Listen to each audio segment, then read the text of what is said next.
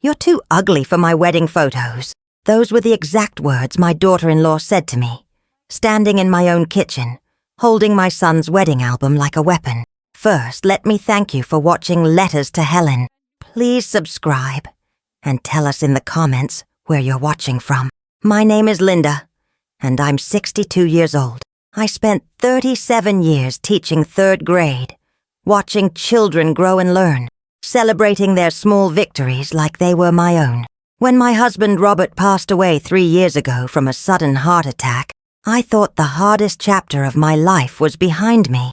I was wrong.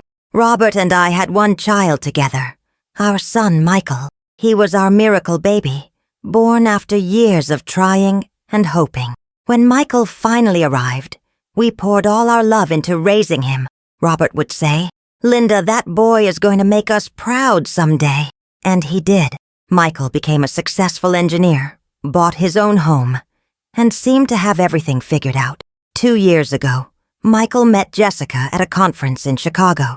She was beautiful, confident, and came from what she liked to call good breeding, old money from the East Coast.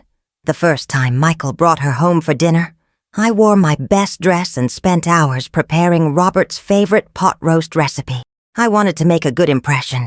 Jessica walked into our modest living room, looked around with barely concealed disdain, and said, "Oh, how quaint. It's like stepping back in time." She meant it as an insult, but I forced myself to smile. Michael seemed embarrassed, but not by her behavior, by our home. From that moment, I knew Jessica saw me as beneath her. During dinner, she corrected my grammar, questioned my cooking methods, and made subtle comments about people who never traveled beyond their small towns. When I mentioned my years of teaching, she said, "Public school, I assume," with the same tone someone might use to discuss garbage collection. Michael said nothing.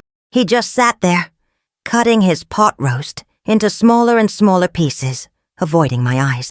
That silence hurt more than Jessica's words ever could.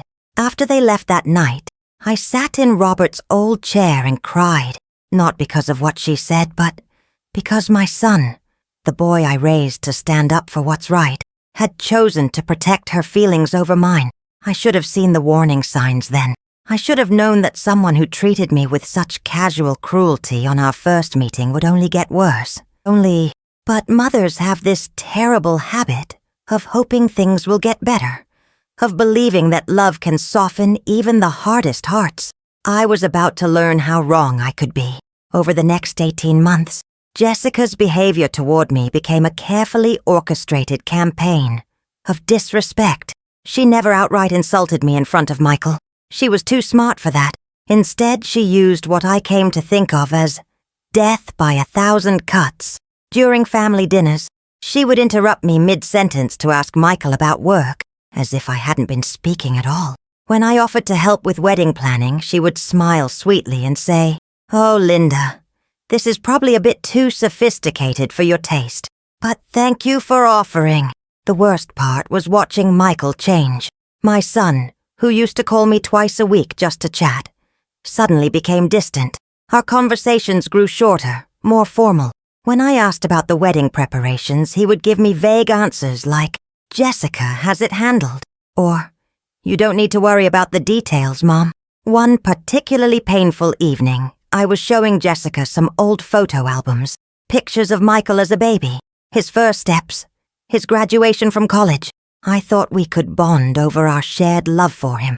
Instead, she flipped through the pages with obvious boredom and said, "You really should update your photo albums. These old-fashioned scrapbooks are so dated. Everything's digital now." Then she paused at a picture of Robert and me at our own wedding. We were young, happy, and admittedly not very fashionable by today's standards. Jessica studied the photo for a long moment and said, "I can see where Michael gets his rustic sensibilities." I felt my cheeks burn with embarrassment, but before I could respond, she had moved on to criticizing our choice of wallpaper. The engagement party was held at Jessica's parents' country club. I spent weeks looking for the perfect dress, finally settling on a navy blue outfit that I thought was elegant and appropriate. When I arrived, Jessica took one look at me and said, loud enough for several guests to hear, "Oh, Linda, you look so comfortable." Her mother, a thin woman with silver hair and cold eyes, approached me later in the evening. "You must be so proud of Michael," she said. "Jessica is really elevating him socially. It's wonderful when young people can transcend their backgrounds." I spent that entire evening feeling like an imposter in my own son's life. Other mothers at the party discussed their children's accomplishments, their travels, their achievements. When someone asked about my career, one of Jessica's aunts said, "How sweet that you work with children, like a professional babysitter." Michael never defended me. Not once. The wedding invitation arrived 3 months before the ceremony. It was beautiful, thick cardstock with gold lettering, the kind of elegant stationery that probably cost more than my monthly grocery budget. But as I held it in my hands, something at the bottom made my heart sink. "Black tie preferred. Please dress appropriately for formal photography." As I traced the gold letters with my finger, my stomach tightened. That line wasn't for the guests. It was for me. A warning disguised as etiquette. A reminder that, in Jessica's eyes, I would never belong in her perfect pictures. Despite the warning hidden in that invitation, I was determined to look my absolute best for Michael's wedding. I spent weeks searching for the perfect dress, visiting stores I'd never shopped in before, trying on outfits that cost more than I typically spent on clothes in 6 months. Finally, I found it, a beautiful champagne-colored dress with delicate lace sleeves. It was elegant, age-appropriate, and made me feel confident for the first time in months. The sales associate, a kind woman about my age, said it was perfect for a mother of the groom. I spent nearly $800 on that dress, money I could barely afford on my teacher's pension. But the most important part of my wedding day outfit wasn't the dress. It was Robert's pearl necklace. He had given it to me on our 10th wedding anniversary, saving for months to afford it. "Every pearl represents a year of our love," he had said, fastening the clasp behind my neck with gentle fingers. "And someday, when we're old and gray, you'll have enough pearls to circle the earth." We never made it to old and gray together, but I had worn those pearls to every important occasion since he passed away. They made me feel like he was still with me, still protecting me. For Michael's wedding, there was no question. The pearls would be my armor against Jessica's cruelty. The morning of the wedding, I woke up early and took extra care getting ready. I had my hair done at the salon, applied my makeup with trembling hands, and slipped into that champagne dress.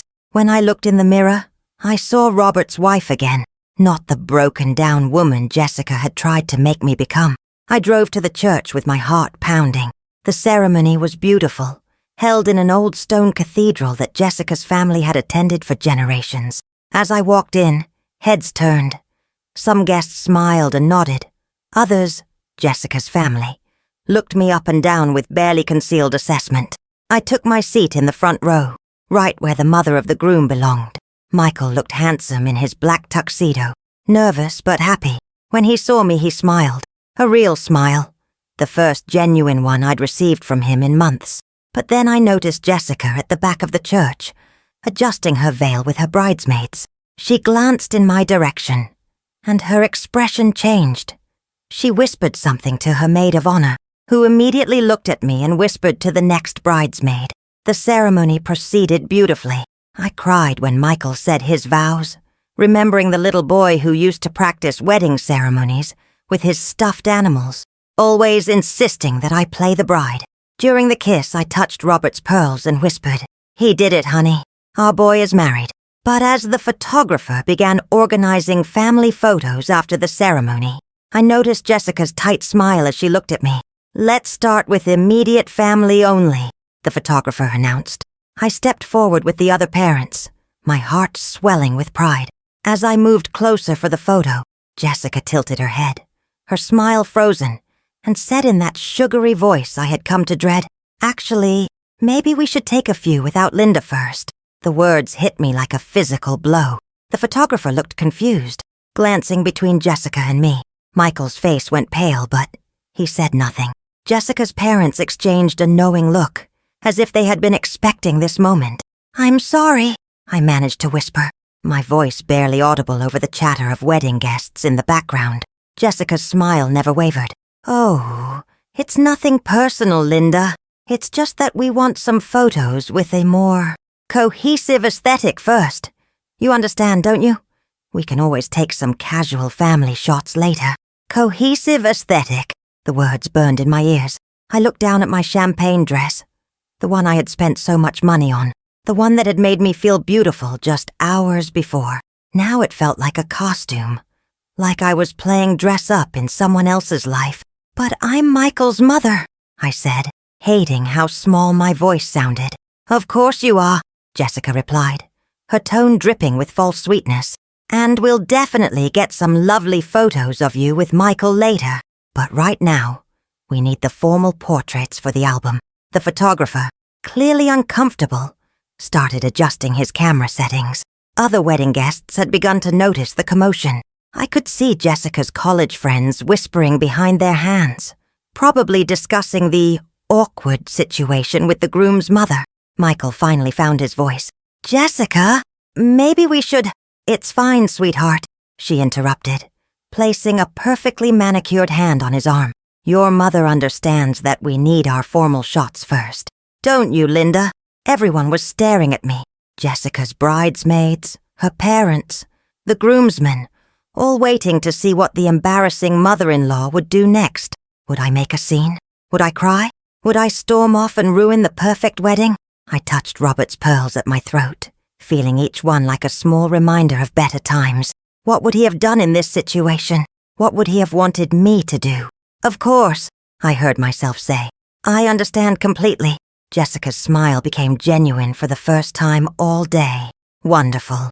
I knew you'd be reasonable." I stepped back from the family group, watching as they arranged themselves for the perfect shot. Michael kept glancing at me, his eyes filled with something that might have been guilt, but he stayed in position. The photographer snapped photo after photo. The bride and groom, both sets of parents, the wedding party, various combinations of Jessica's extended family. I stood to the side like a piece of discarded wedding decoration, still holding my small purse with trembling hands. A few elderly guests approached me with concerned expressions, asking if I was feeling all right. I smiled and nodded, lying through my teeth. After what felt like hours, Jessica finally turned to me. "All right, Linda. Now we can take a few photos with you in them." But the damage was done. I could see it in the photographer's hurried movements, in the way the other family members were checking their watches, in Michael's obvious discomfort. We were just going through the motions now.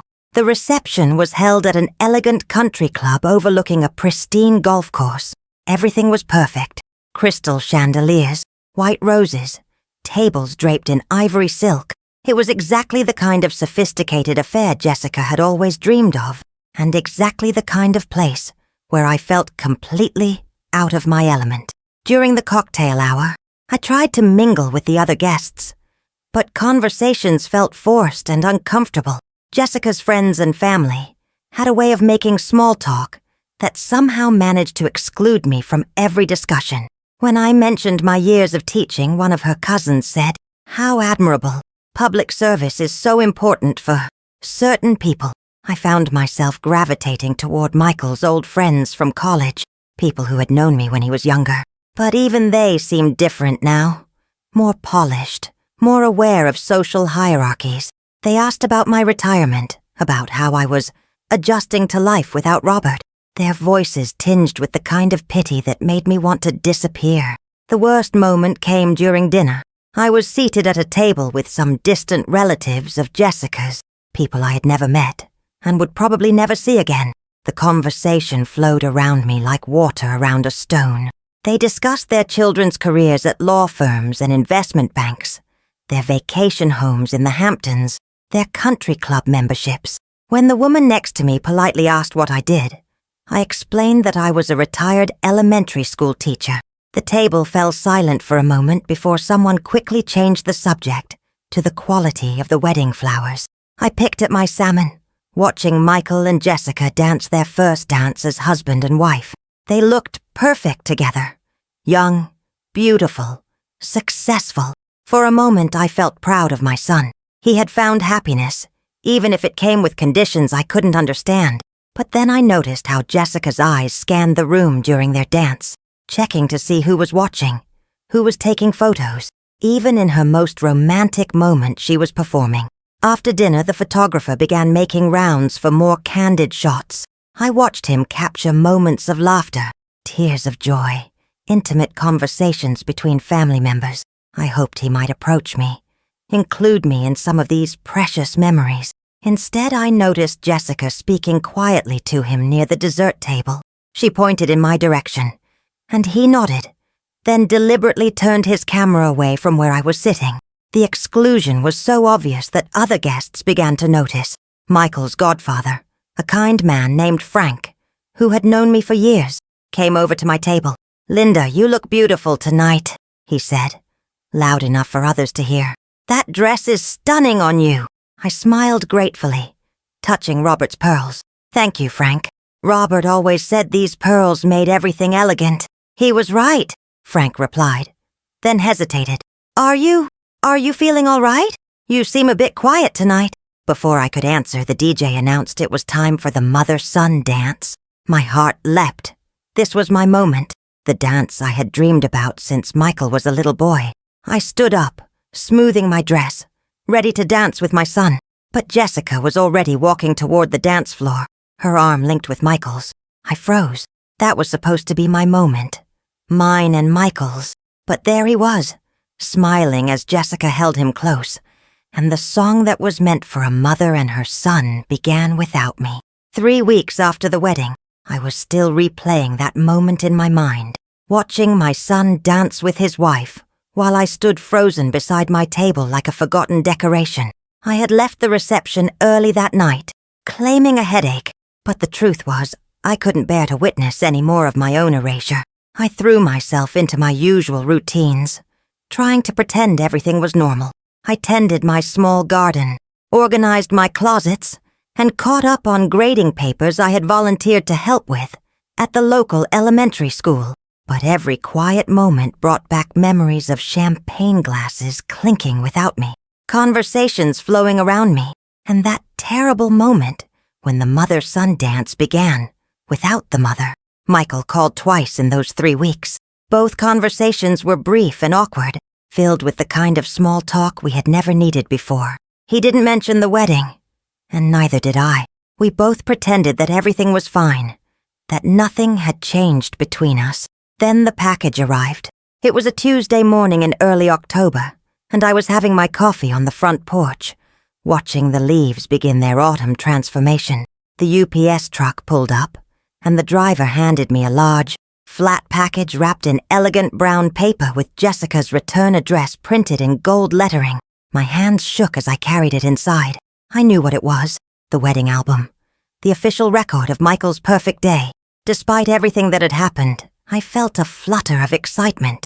These would be the photos I could treasure forever, the images I could share with neighbors and old friends, proof that I had been there for the most important day of my son's life.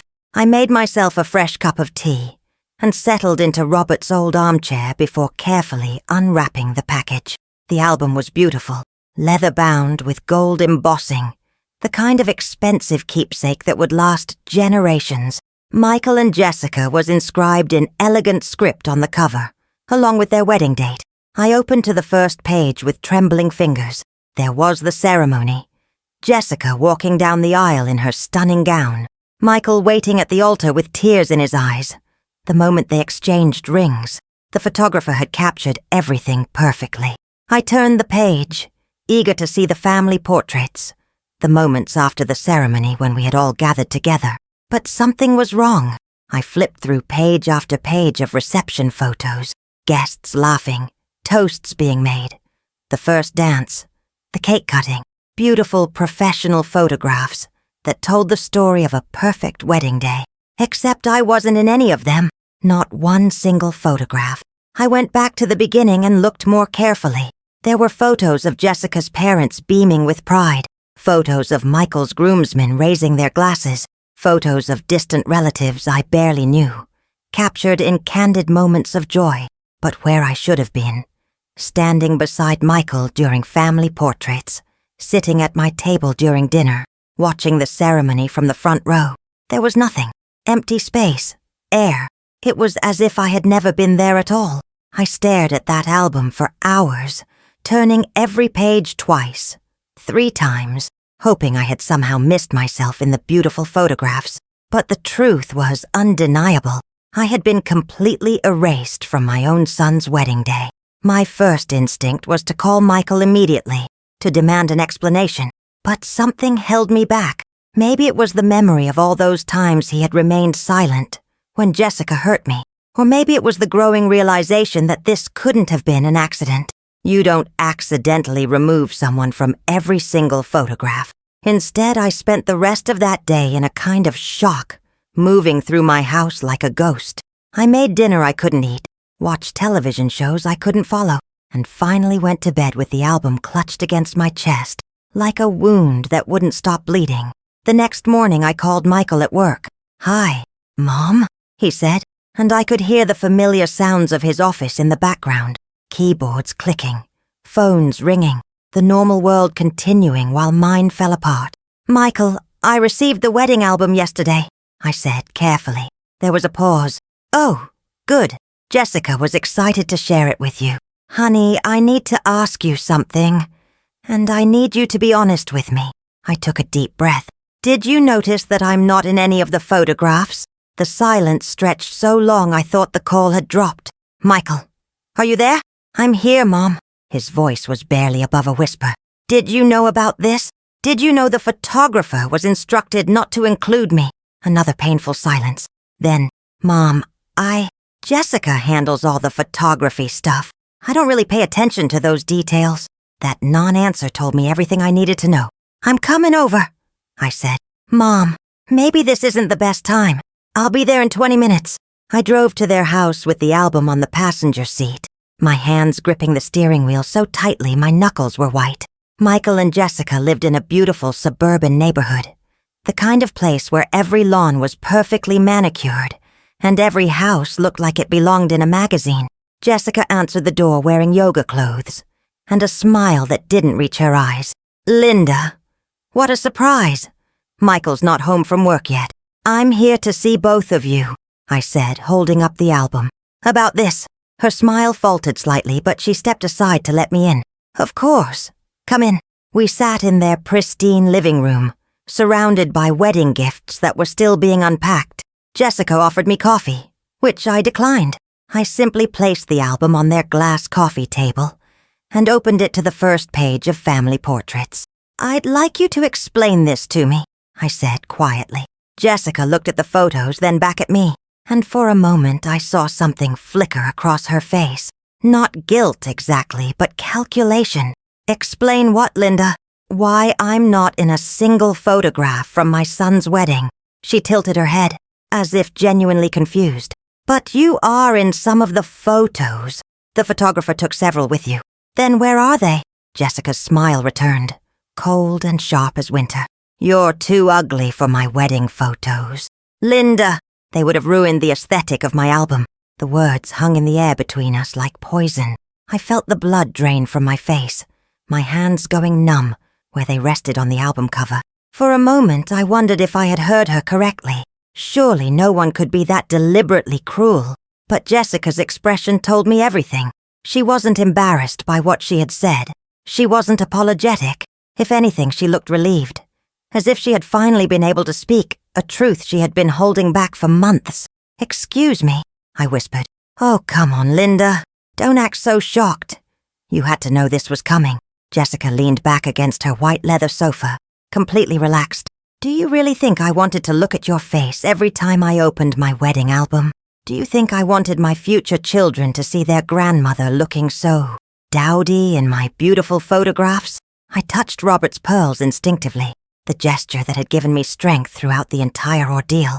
"Those photos were supposed to be memories of our family." "Exactly," Jessica interrupted. "My family. Michael's new family. The family that matters now." Before I could respond, I heard Michael's key in the front door. He called out as he entered. "Jess, whose car is in the driveway?" Then he appeared in the doorway and saw me sitting there with the album between us, His face went pale. "Mom, I didn't know you were coming over. I came to discuss this," I said, gesturing to the album. "Jessica just explained to me that I'm too ugly to be included in your wedding photos." Michael looked between us, his briefcase still in his hand. His tie slightly loosened from the workday. For a moment, I saw my little boy again, the one who used to run to me when he was hurt, who had promised to always protect me from anything that tried to make me sad. "Jessica," he said quietly, "what exactly did you say to my mother?" Jessica shrugged, completely unbothered. "I told her the truth, Michael. Something you've been too weak to do yourself." "The truth?"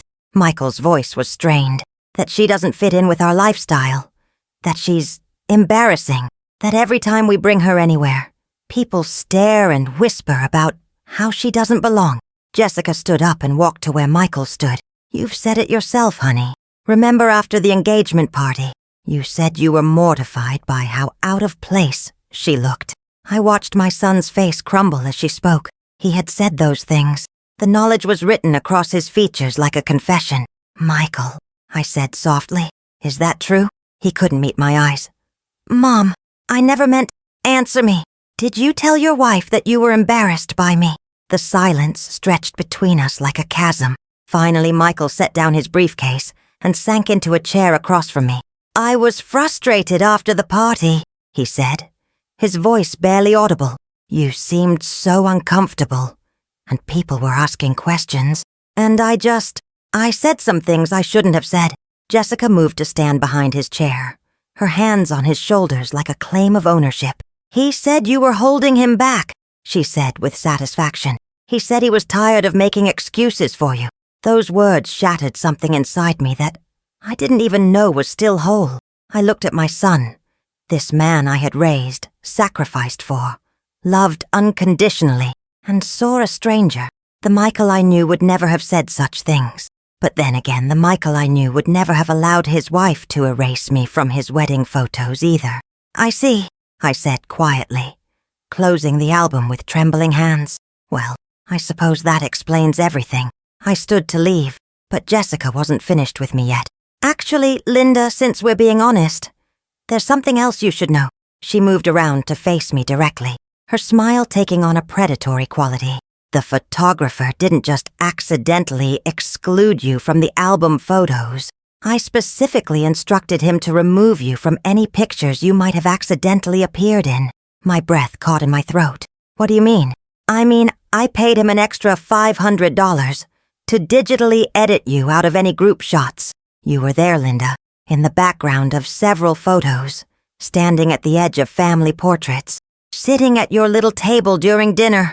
But I had him erase you completely." The cruelty of it took my breath away. It was one thing to exclude me from photos. It was another thing entirely to deliberately remove evidence that I had been there at all. "Show her," Jessica said to Michael, gesturing toward his laptop on the kitchen counter.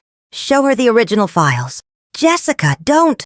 Michael started, but she was already moving toward the computer. "No. I think she deserves to see just how much better the photos look without her in them." She opened Michael's laptop and pulled up a folder labeled Wedding Originals.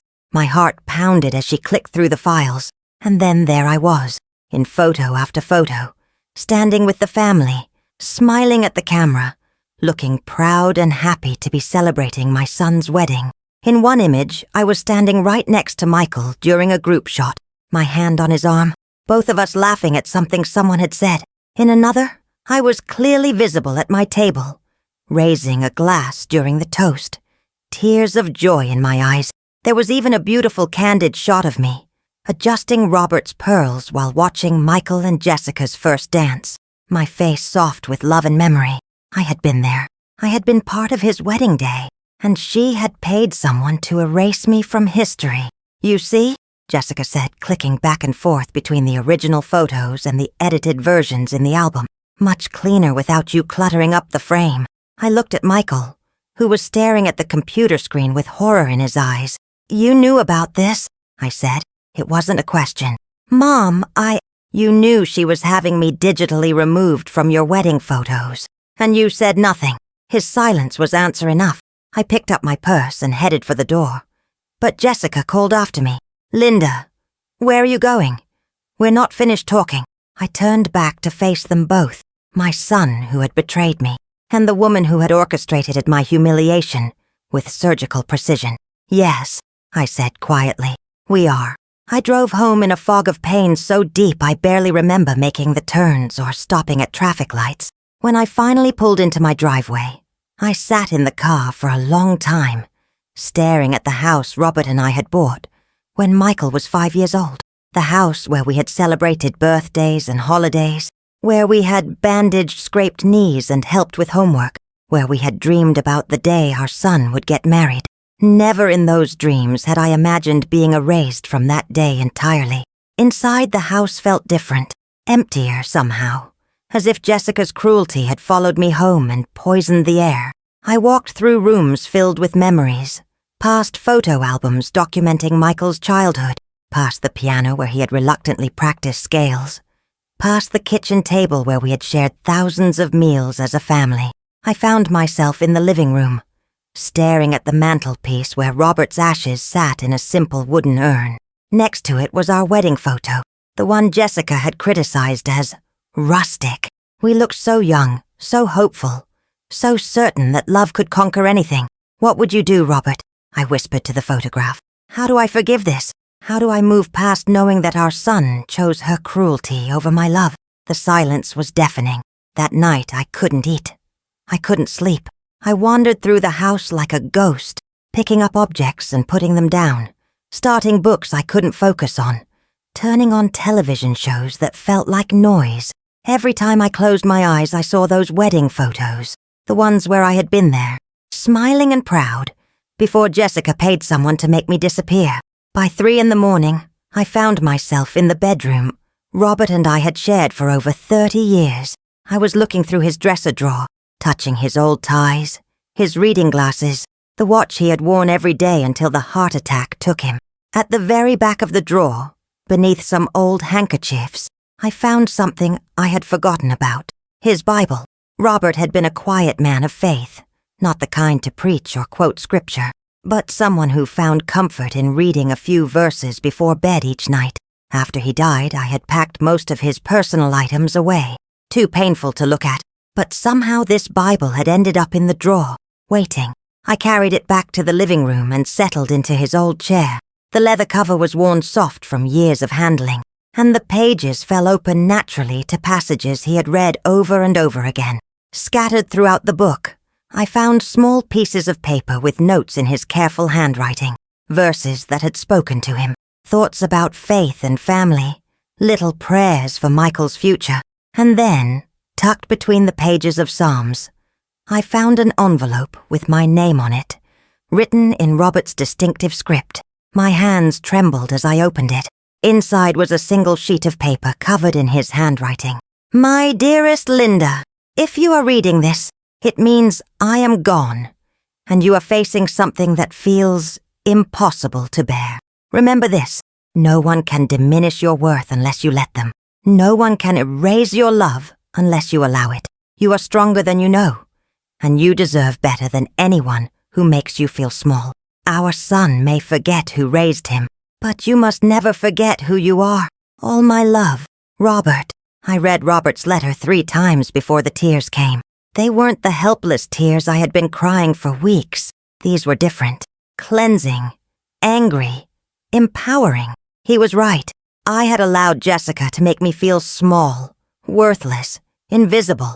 I had stood by while she systematically dismantled my relationship with my son, telling myself that keeping the peace was more important than defending my dignity.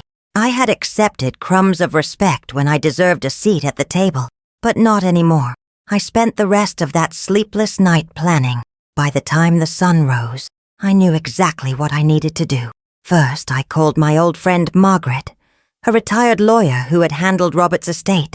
I explained what had happened with the wedding photos, and she was appalled. "Linda, what Jessica did wasn't just cruel. It was manipulative beyond belief. And the fact that Michael allowed it..." She paused, choosing her words carefully. "Honey, you need to decide what kind of relationship you want with them going forward, because this pattern will only get worse." Next, I reached out to Frank, Michael's godfather, who had been so kind to me at the wedding. When I told him about the album, about Jessica's words, about the digital editing, he was silent for a long moment. "Linda, I've known that boy since he was born," Frank finally said. "What he's allowing to happen to you would have broken his father's heart. Robert raised him better than this." "I know," I whispered. "That's what makes it hurt so much. What are you going to do?" I looked at Robert's letter, still sitting open on the coffee table beside his Bible. I'm going to remind them both who I am. Over the next few days, I began to prepare. I made copies of the original wedding photos from Michael's computer, the ones that proved I had been there, that proved Jessica had deliberately erased me. I documented everything, the conversations, the timeline, the cruel comments, not because I planned to take legal action, but because I wanted a clear record of what had really happened. I also did something I should have done months ago. I called other family members and friends, people who had known Michael his whole life. One by one, I told them what had been happening, not to gossip or seek sympathy, but to ensure that my version of events was heard. The response was overwhelming. Robert's sister was furious. Michael's high school teachers were shocked. Old family friends expressed their disbelief that little Mickey could treat his mother so poorly. But the most important call I made was to my sister Carol in Phoenix. "Come stay with me for a while," she said immediately after I told her everything. "You don't need to deal with this alone." "I'm not running away," I replied. "Not this time." "Then what are you going to do?" I touched Robert's pearls, feeling each one like a small prayer of strength. "I'm going to have one final conversation with my son, and this time, I'm not going to let Jessica speak for him. Linda, are you sure that's wise?"